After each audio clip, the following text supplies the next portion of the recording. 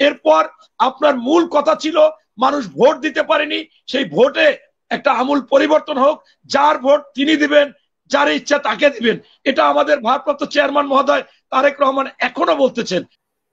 আমরা আগামী ডিসেম্বর পর্যন্ত যেতে পারবো, কিন্তু ওনাদের যে কথাবার্তার যে স্টাইল, আমি শুরুতে বলেছিলাম যে ভাসুরের নাম যেমন মুখে নেওয়া যায় না, নির্বাচনের নামও নাকি এখন মুখে নেওয়া যাবে না। আমি আপনাকে ভিডিও দেখাইতে পারি, আমি যখন গেছি 4 আগস্ট আমি শাহবাগে গেছি, আমি ডানে তাকাই দেখছি রাজনৈতিক দলগুলো বেশি আছে, বামে তাকাই দেখছি রাজনৈতিক, সামনে তাকিয়ে দেখছি রাজনৈতিক দল আছে, পিছনেও সে জামাত, বিএনপি, ওই নাগরিক পরিষদ, জোনায়েদ সাকি, তাদেরকে পেয়েছি।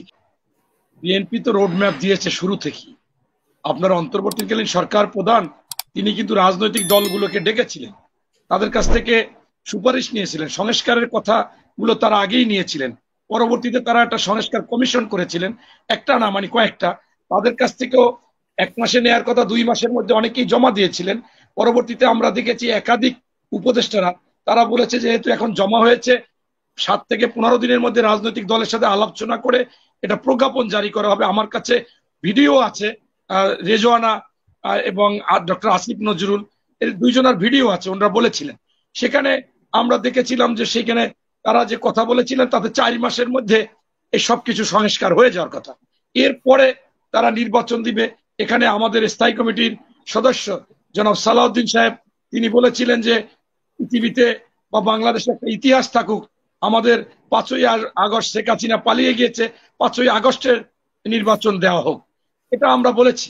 এর পরবর্তীতে আমরা বারবার নির্বাচনের কথা বললে আমার কাছে মনে হচ্ছে যে কিছু সংখ্যক লোক এই নির্বাচন শুনলে, যেমন আগে আমরা জানতাম যে ভাসুরের নাম নাকি উঠেছে। মনির ভাই, আপনারা সংস্কারের কথা বলছেন না, আপনারা আওয়ামী লীগের ব্যাপারে কিছু বলছেন, আপনারা ডাইরেক্ট নির্বাচনের কথা বলছেন, এইখানেই সমস্যাটা হয়েছে।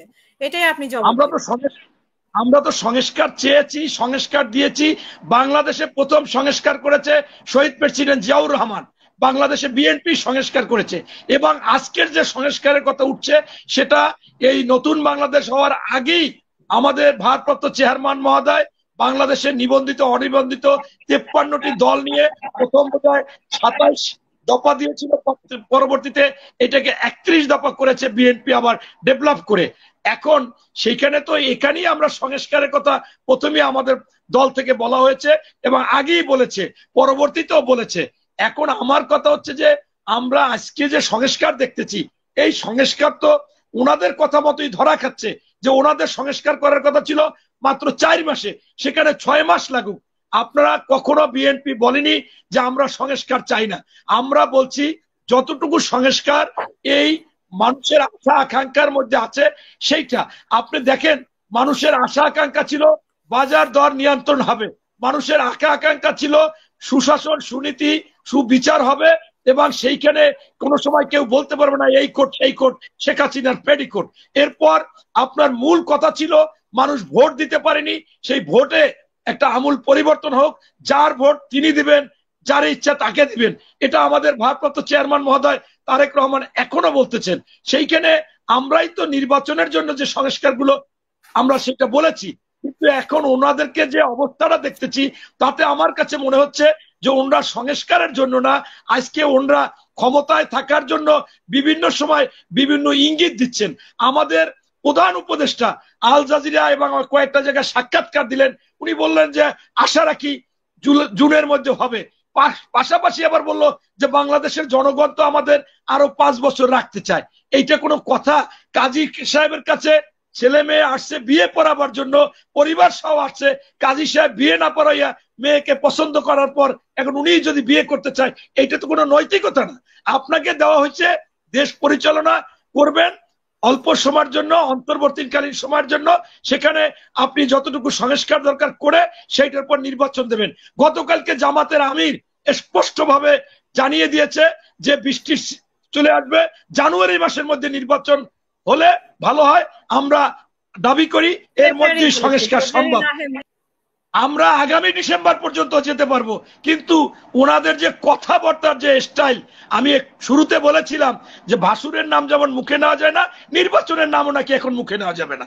আবার আগে দেখেছি ফ্যাসিস্ট হাসিনা উন্নয়নের কথা বলে একেবারে আমরা যখন নির্বাচনের কথা বলতাম, আমরা গণতন্ত্রের কথা বলতাম, আমাদের গুম করতে, খুন করতো, আমাদেরকে মামলা দিত।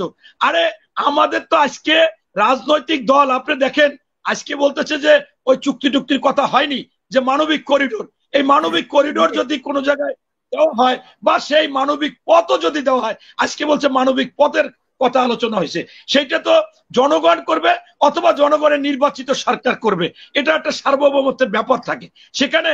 আজকে আপনি দেখেন যে আমরা একবার দেখলাম ডক্টর আসিফ নজরুল সকল চ্যানেলে আসলো, যেদিন আসিফ মাহমুদের বই প্রকাশ হয় সেদিন বলে বাবারা তোমাদের আরো 5-10 বছর থাকতে হবে। স্বরাষ্ট্র উপদেষ্টা তিনি বলে যে জনগণ আমাদের আরো 5 বছর থাকতে বলে। প্রধান উপদেষ্টা, তাহলে আপনি বলবেন যে আমি ডানে যাচ্ছি, পরে যদি বলেন যে আমার একটু বামে গেলে ভালো হয়, এখন তাহলে আমি কোনটা আপনি সিদ্ধান্ত নেবেন আমি তো সেটা বুঝতেছি না। আপনি বলছেন যে আমি ডানে যাচ্ছি, এর মধ্যে আবার বললেন যে বামে গেলে সুবিধা হয়।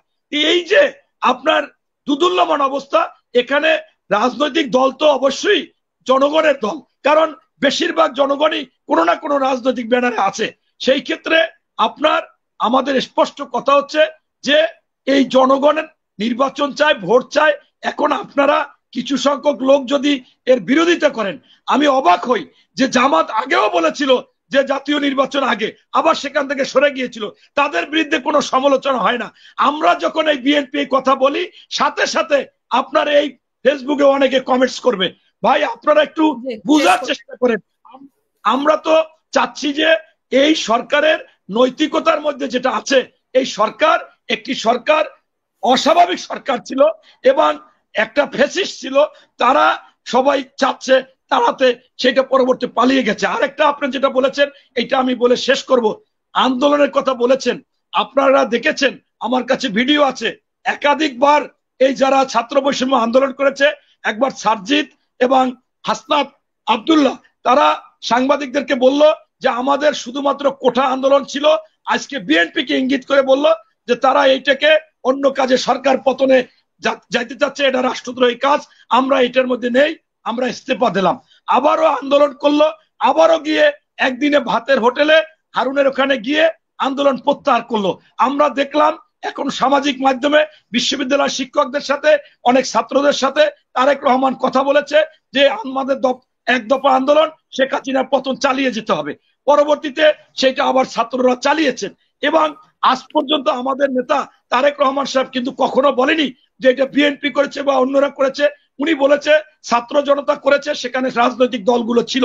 এখন আপনি কিভাবে বুঝবেন যে আমরা ছিলাম কিনা? আমাদের কোন পেপার পত্রিকায় লেখে 60 লক্ষ নামে মামলা, 65, আমি ধরলাম 60 লক্ষ লোকের নামের যে মামলা হয়েছে, সেই মামলার বিচার শুরু হয়ে গিয়েছিল। তাই আমরা কিন্তু প্রতিটি আন্দোলন সংগ্রামে গিয়েছি, এমনকি আমরা বাঁচার জন্য, আমাদের সাজা যাতে না হয়, না দিতে পারে ফ্যাসিস্ট, সেই জন্য আমাদের সন্তানদেরকে নিয়ে গেছি, আমাদের স্ত্রীদেরকে নিয়ে গেছি। আমরা অবশ্যই তাদের মধ্যে ছিলাম এবং আমি আপনাকে ভিডিও দেখাইতে পারি। আমি যখন গেছি 4 আগস্ট আমি শাহবাগে গেছি, আমি ডানে তাকাই দেখছি রাজনৈতিক দলগুলো বেশি আছে, বামে তাকাই দেখছি রাজনৈতিক, সামনে তাকিয়ে দেখছি রাজনৈতিক দল আছে, পিছনেও সে জামাত, বিএনপি, ওই নাগরিক পরিষদ, জোনায়েদ সাকি, তাদেরকে পেয়েছি। এখন এইটাকেও যেমন অস্বীকার করা যাবে না, তারপরে এই ছাত্রদের যে ভূমিকার একটাই কারণ, যারা জনগণ নেমে এসেছিল, প্রশাসনের লোক 90-তে দেখছিলেন যে যখন নুরুদ্দিন সাহেব সেনাপ্রধান বলেছে আর একটা গুলি চালাবো না, ওই এরশাদ পতন হয়েছে। ঠিক আমাদের ভারপ্রাপ্ত চেয়ারম্যান মহোদয় মনে করেছে যে আর্মি বা সেনাবাহিনী বা যারা যারা আছে তারা ছাত্র জনতার প্রতি এরকম নির্মম ভাবে গুলি করবে না, তাদের পিছনে আপনারা থাকেন, মাঝখানে থাকেন। তাই আমি এই একজন কর্নেলের সাথে এই সপ্তাহ 2 আগে আলোচনা করেছি, তারা বলছে যে যখনই ছাত্র এবং জনতারা নেমে গেছে আমাদের বিবেকে নাড়া দিচ্ছে, আমরা আর গুলি চালাতে পারি না।